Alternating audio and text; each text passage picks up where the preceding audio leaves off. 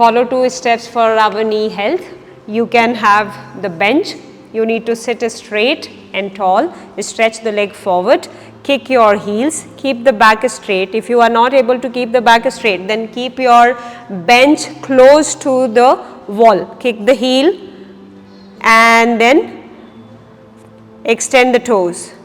Kick your heel, extend the toes. Repeat this for 21 times. Step number 2, use the belt. Put the belt in your foot, lift the chest up, elbows out and shift the leg upward.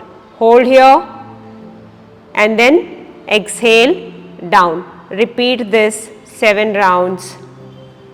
By doing these 2 steps, your upper thighs, your hamstring, calf muscles and ankle will take the weight from the knee and you will have good knee health.